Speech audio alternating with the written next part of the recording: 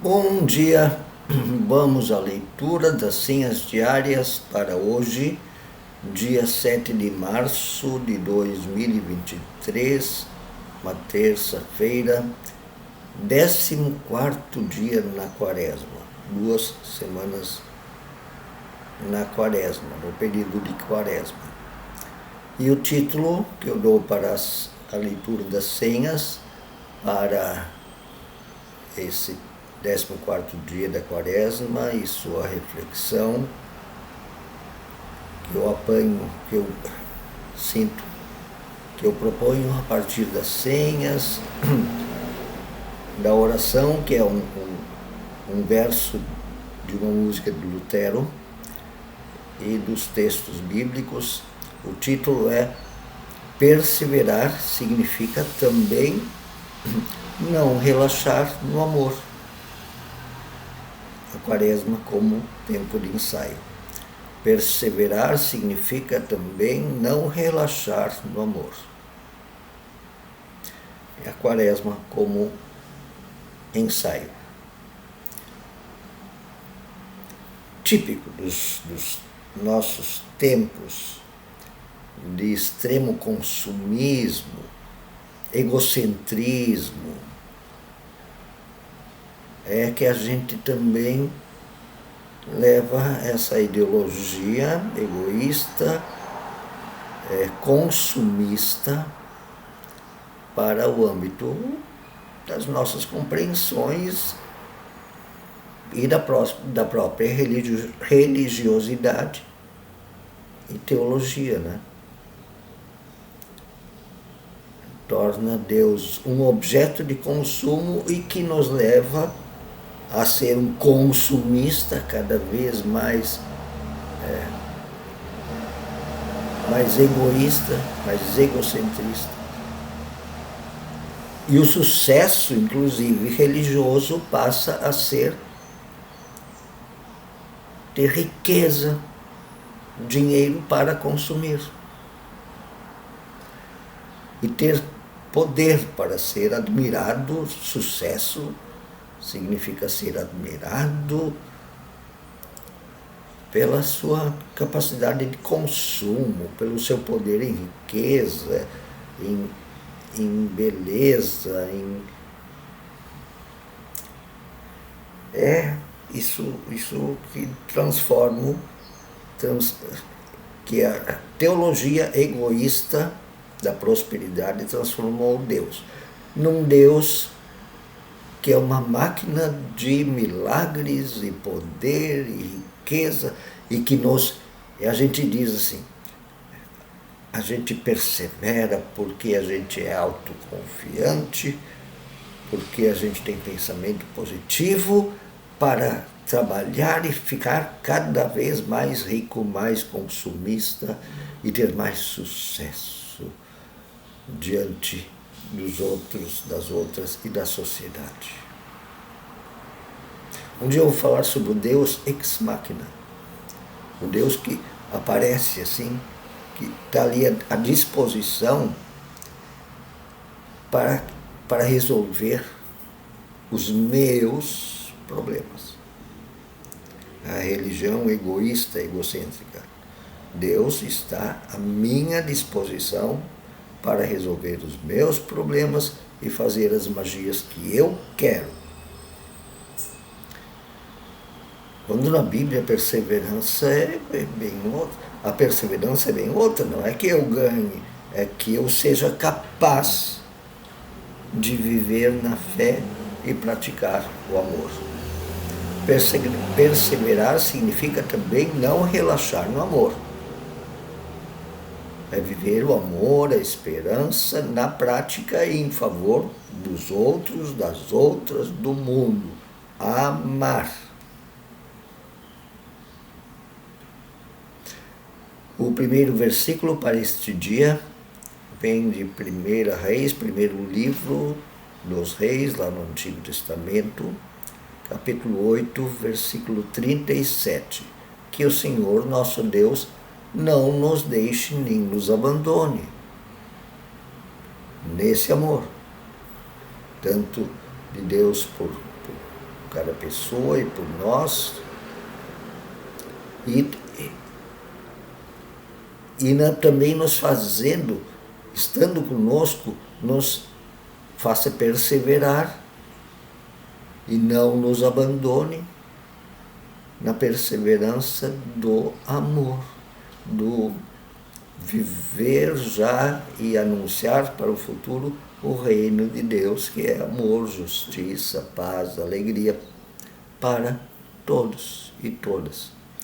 E o segundo versículo vem da segunda carta de Paulo aos Tessalonicenses, aos cristãos que moravam em Tessalônica, capítulo 3, versículo 5, que diz que o Senhor conduza o coração de vocês ao amor de Deus e à perseverança de Cristo.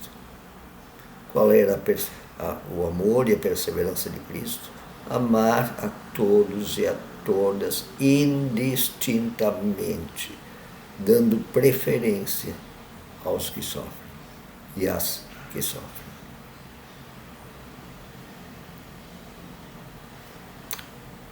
Que o Senhor não nos deixe, não nos abandone no nosso egoísmo, porque senão a gente vira um consumista, inclusive transformando Deus num mágico que faz as nossas vontades no supermercado do sucesso. E a oração, como eu disse, é uma estrofe de um hino de Lutero.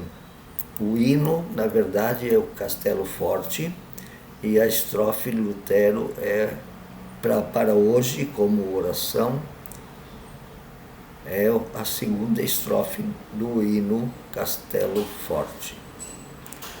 A minha força nada faz, sozinho estou perdido. Um homem a vitória traz, por Deus foi escolhido. Quem trouxe esta luz foi Cristo Jesus, o eterno Senhor.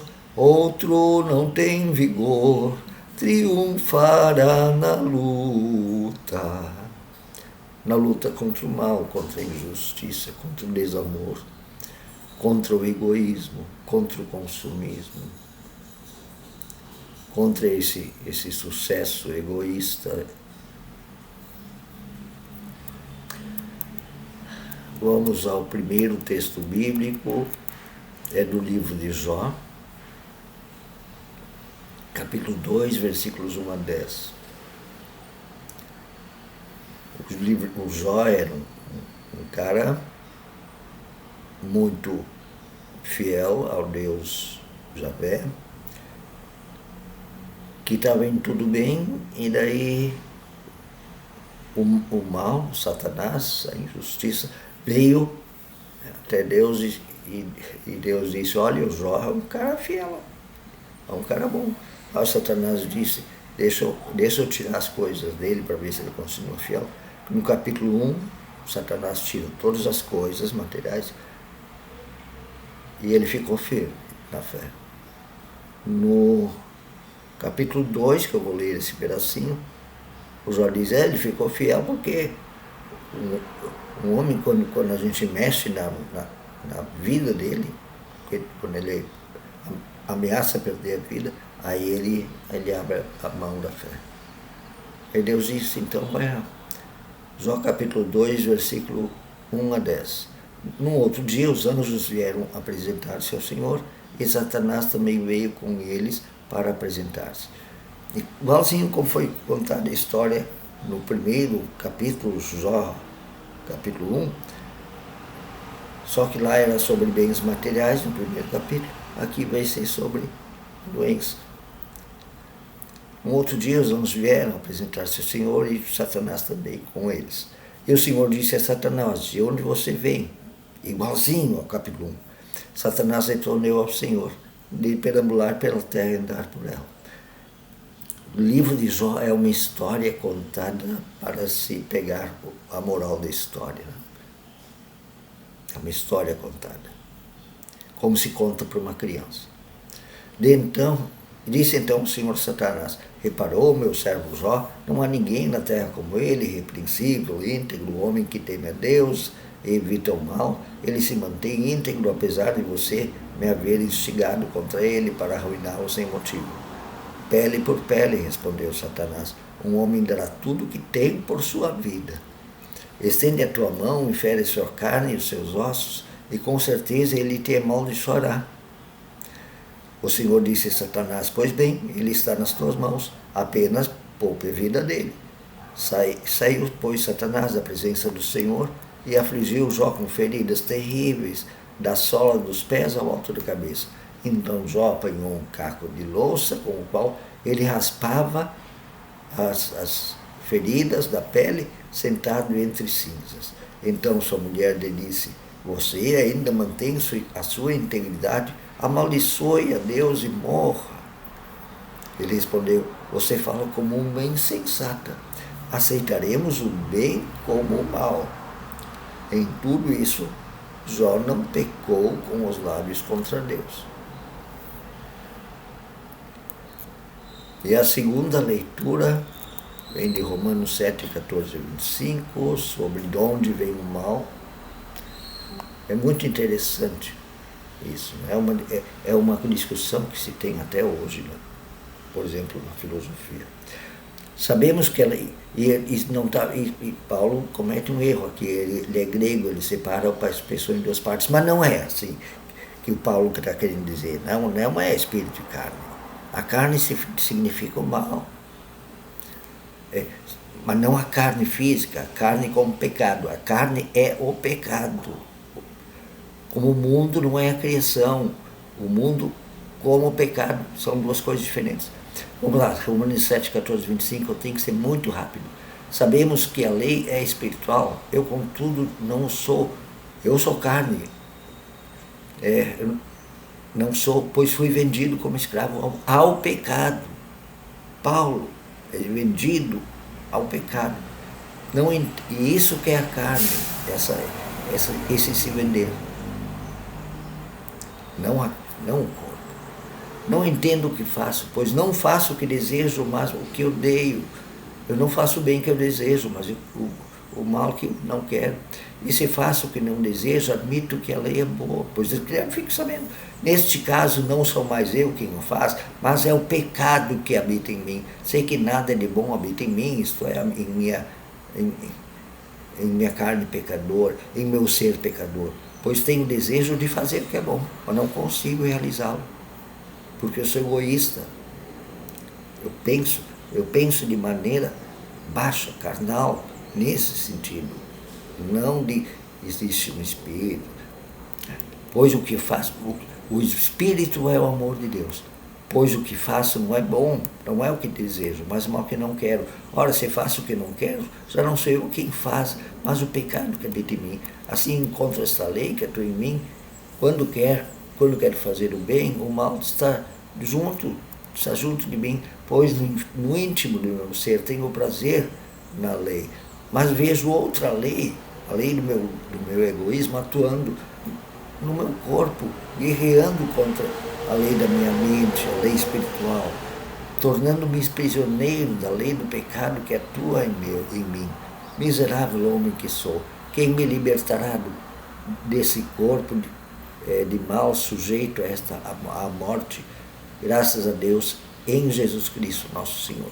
De modo que com a mente eu próprio sou escravo de Deus, mas com o meu egoísmo, da lei do pecado, sou escravo do pecado. Perseverar significa também não relaxar no amor. Quaresma, como tempo de ensaio. Um bom dia.